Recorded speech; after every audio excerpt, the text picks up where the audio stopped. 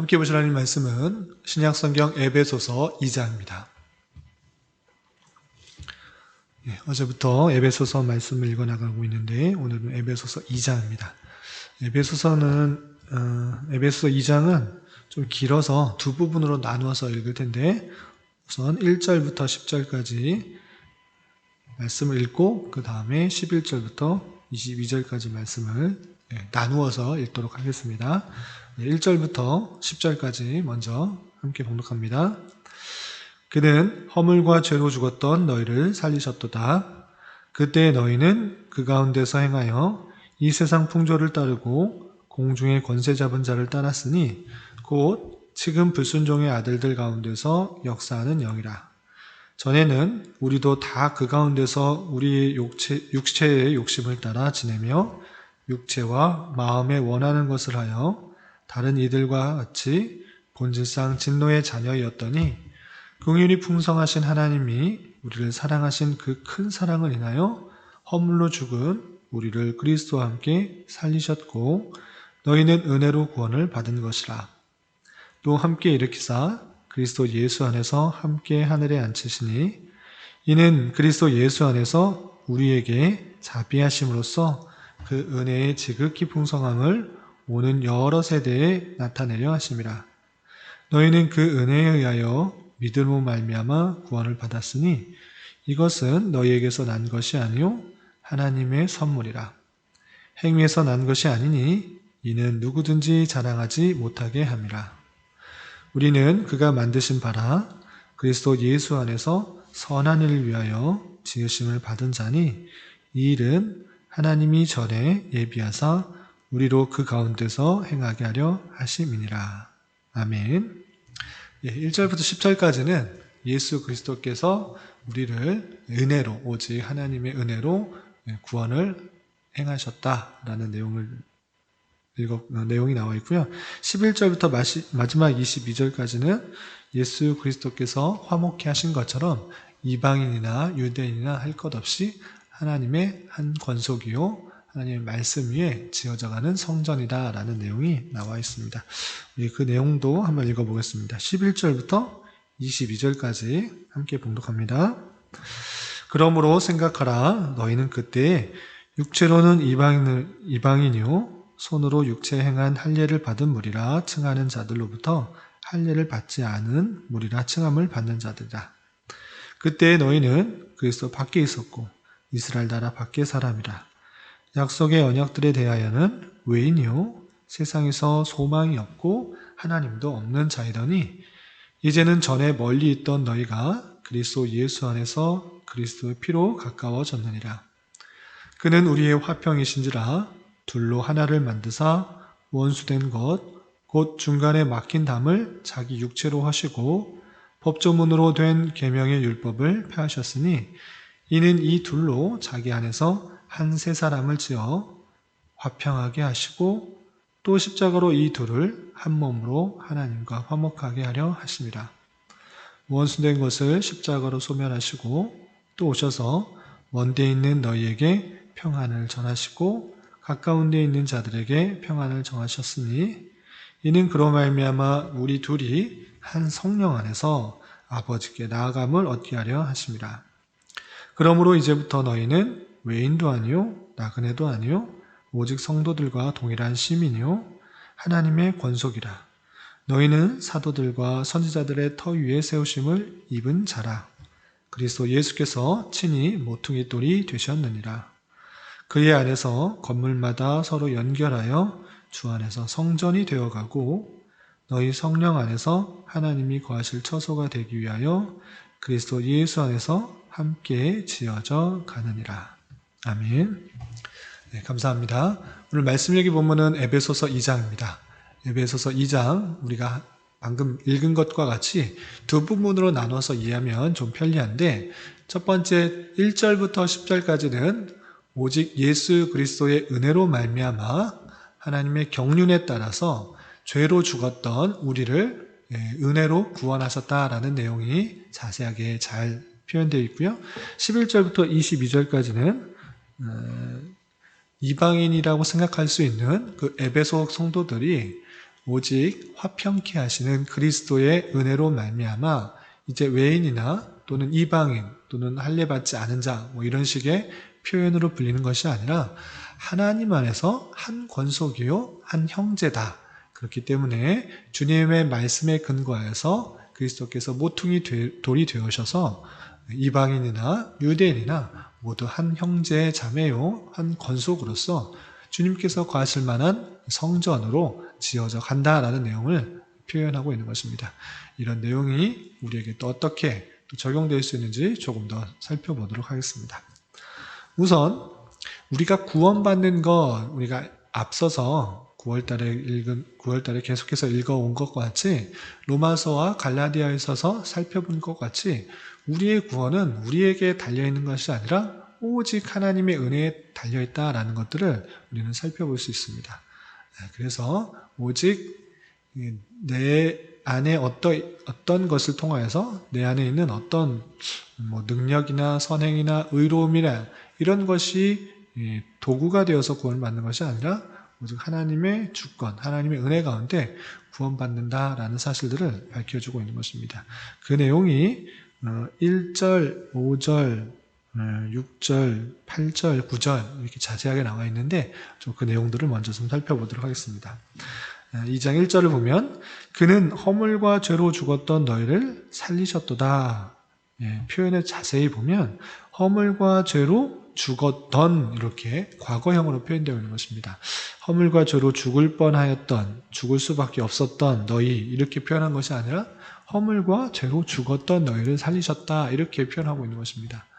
우리가 죽었다, 허물로 죄로 죽었다 했을 때 성경에서 대부분의 표현에 있어서는 육체의 죽음도 표현하고 있지만 그것보다 더 관심 있게 또 주의 깊게 생각하고 있는 것은 영적인 죽음에 대해서 참 많이 표현하고 있는 것입니다.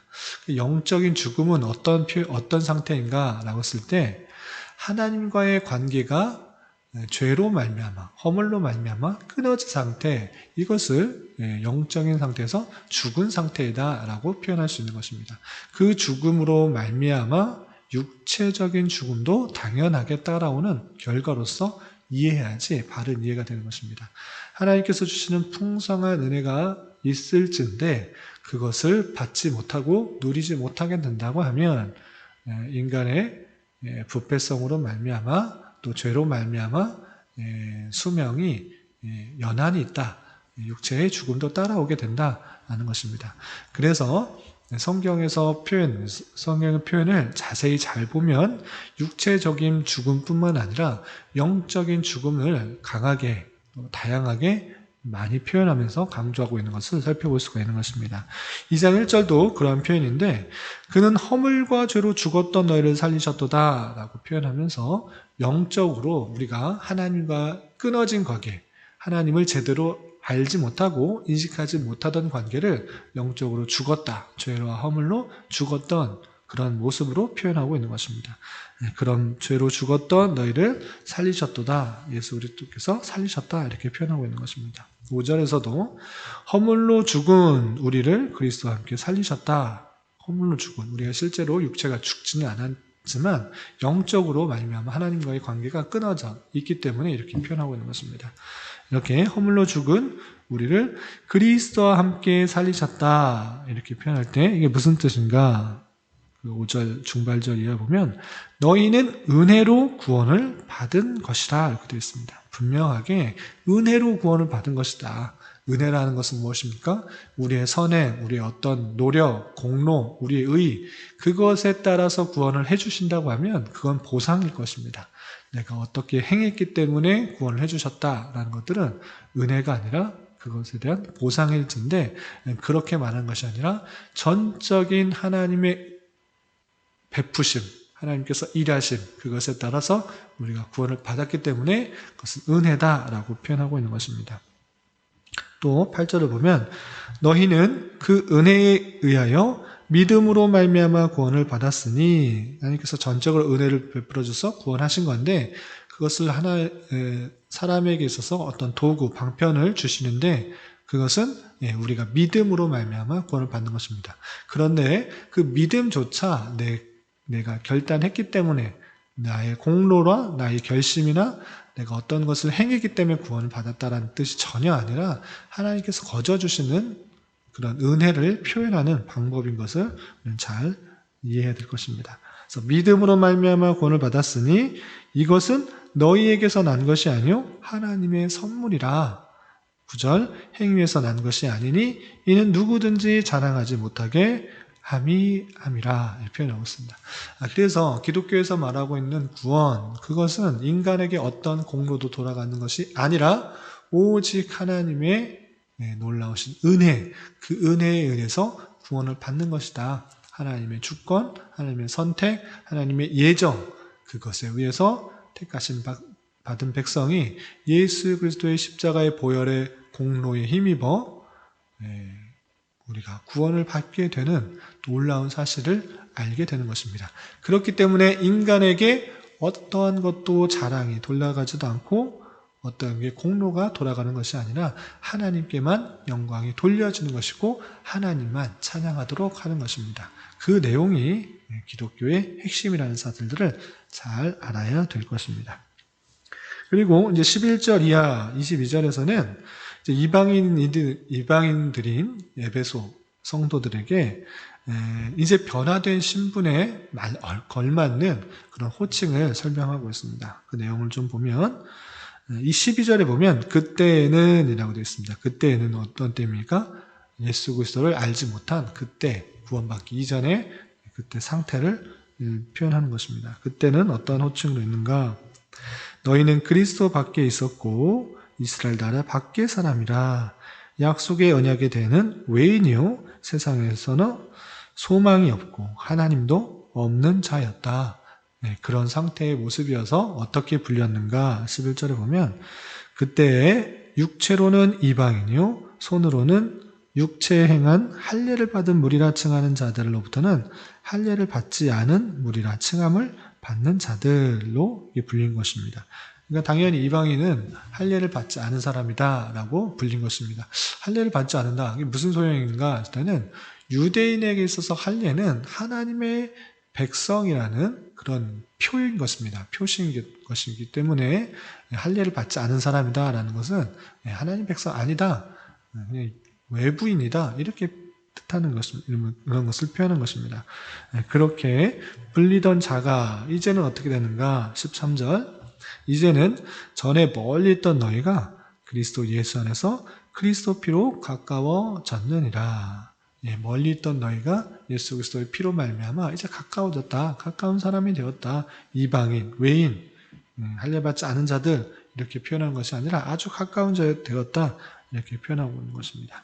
14절 그는 예수 그리스도는 우리의 화평이신지라 둘로 하나를 만드사 원수된 것 그 중간에 막힌 담을 자기 육체로 하시고 법조문으로 된 계명의 율법을 폐하셨으니 이는 이 둘로 자기 안에서 한 세 사람을 지어 화평하게 하시고 또 십자가로 이 둘을 한 몸으로 하나님과 화목하게 하려 하심이라.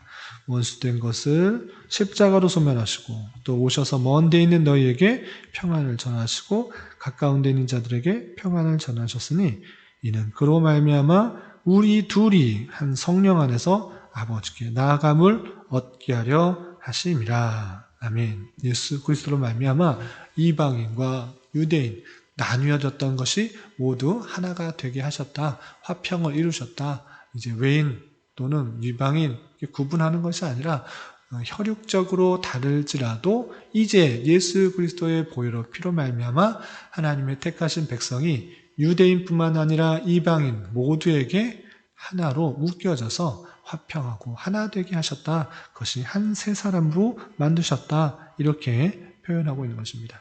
그래서 이방인일지라도 하나님의 백성으로서 하나님의 자녀가 되는 권세를 받아 하나님께 담대히 나아갈 수 있는 큰 은혜를 받은 것이다. 이렇게 표현하고 있는 것입니다. 그래서 이방인이나 유대인이나 서로 구분하고 또 분리하는 것이 아니라 하나로 될 것을 이렇게 표현하고 있는 것입니다. 19절 이하 계속 읽어보겠습니다. 그러므로 이제부터 너희는 외인도 아니요 나그네도 아니요 오직 성도들과 동일한 시민이요 하나님의 권속이라. 너희는 사도들과 선지자들의 터 위에 세우심을 입은 자라. 그리스도 예수께서 친히 모퉁이 돌이 되셨느니라. 그 안에서 건물마다 서로 연결하여 주 안에서 성전이 되어가고 너희도 성령 안에서 하나님이 거하실 처소가 되기 위하여 그리스도 예수 안에서 함께 지어져 가느니라. 아멘. 이제 성도들과 동일한 시민이다.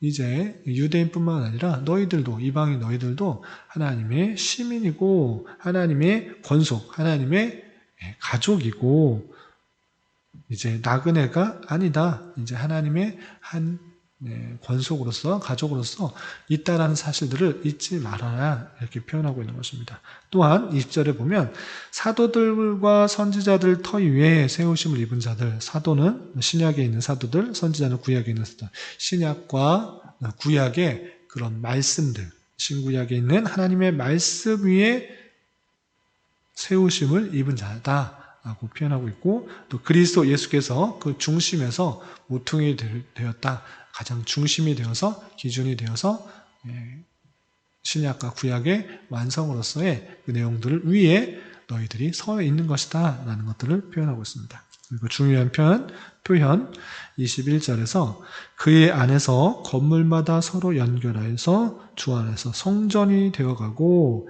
너희도 성령 안에서 하나님이 거하실 처소가 되기 위하여 그리스도 예수 안에서 함께 지어져 가느니라 되어 있습니다. 그래서 성도들이 이렇게 나누고 구분되는 것이 아니라 외인이나 또는 유대인이나 상관할 것 없이 그리스도의 한 권속으로서 생각하여서 한 성전에서 각각의 다른 모습으로 있는 그런 모습 가운데 우리가 지어져 가는 그런 성도들이다, 교회다, 이렇게 생각할 수 있어야 될 것입니다.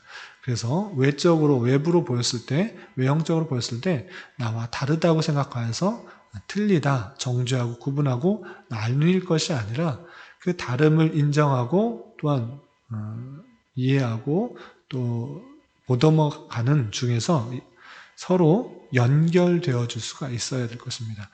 각각의 분야가 다르고 또 생각하는 범위가 다를 때 그것들을 서로 용납하고 이해하는 가운데서 서로 하나가 되어서 건물마다 연합되어서 연결되어서 주님께서 거하실 만한 처소가 되어진다라는 사실들을 잊지 말아야 될 것입니다.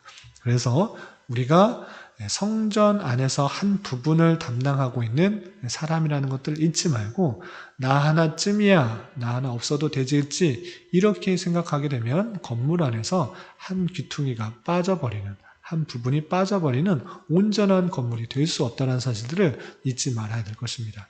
그래서 내가 맡은 부분이 작을지라도 그 부분에서 온전히 역할을 감당함으로 말미암아 그 건물이, 성전이 온전할 수가 있다는 사실들을 알고 한 부분에서 서로 연합하는 가운데, 서로 용납하는 가운데, 이해하는 가운데, 서로 붙드는 가운데, 서로 하나 된 가운데 거룩과 성결로 주님의 말씀 위에 굳게 서서 주님께서 거하실 만한 처소로 계속적으로 성장하는 것, 그것이 교회의 올바른 모습이라는 사실들을 잊지 말고 살아가야 될 것입니다. 이런 말씀을 대하는 자로서 오직 주님의 은혜로 구원을 선물로 받았다는 사실에 다시 한번 감사 찬송을 올려드릴 수 있는 자가 되어야 될 것이고, 또한 교회 안에서 다양한 모습으로 섬길진데 그 모습에 나 하나쯤이야 라고 생각할 것이 아니라 내가 처해진 자리에서, 내게 맡겨진 자리에서 성실과 또는 순종으로 또 하나님 말씀을 잘 생각하는 가운데 서로 연합하여서 하나된 가운데 주님께서 거하실 만한 그런 성전으로 함께 지어져 나가기를 소망하는 그런 삶으로서 살아가야 될 것입니다. 오늘 하루 또는 남은 한평생 이런 말씀을 가지고 힘있게 전진하며 교회를 든든히 세워나갈 수 있는 저와 여러분이 되시기를 주님의 이름으로 부탁을 드립니다. 기도하겠습니다. 하나님 아버지 감사합니다. 오늘 말씀을 통해서 주님께서 우리를 택하여 주셔서 은혜로 구원받아 주님과 인격적인 교제의 신앙을 하게 되었음을 깨달았습니다. 이러한 자로서 우리의 어떤 것도 자랑할 것이 없고 오직 주님만을 자랑하는 자 되게 하여 주시고 또한 주님께 부르심을 받은 자로서 서로 연합하여 주님께서 거하실 만한 처소로 채워져 갈 수 있는 자 되게 하여 주시옵소서. 또한 서로의 다름을 인정하고 존중하며 연합하기에 힘쓰게 하여 주시고 진리의 말씀으로 하나 되어 거룩과 성결에 힘쓸 수 있는 자 되게 하여 주시옵소서. 주님, 코로나로 인하여서 많은 사람들이 어려워하고 힘들어하고 있습니다. 지치고 피곤한 영혼들에게 주님 함께하여 주시고 이 어려운 시기를 주님께서 주시는 힘으로 잘 감당하게 하여 주시오며 주님께서 원하시는 삶을 살아가게 더욱 힘쓰는 자 되게 하여 주시옵소서. 이를 위해 쓰고 있는 의료진과 또 관공서의 위정자들에게 힘과 능력과 지혜를 더하여 주시고 또한 치료제도 빨리 개발되게 하여 주셔서 이 어려운 시기를 잘 극복할 수 있도록 은혜를 더하여 주시옵소서. 주님, 교회 내 육체적으로, 경제적으로, 가정적으로, 다니는 직장으로 말미암아 여러 가지 어려움과 힘듦이 있는 지체들이 있습니다. 주님 함께하여 주시고 위로하여 주시며 회복시켜 주시사 주님의 살아계심과 역사심을 깊이 깨닫는 시간 되게 하여 주시옵소서. 이 시간 각자 간절히 간구하는 기도 제목 주님께서 들으시고 가장 선한 것들로 응답하여 주시옵소서. 예수님의 이름으로 기도드리옵나이다. 아멘.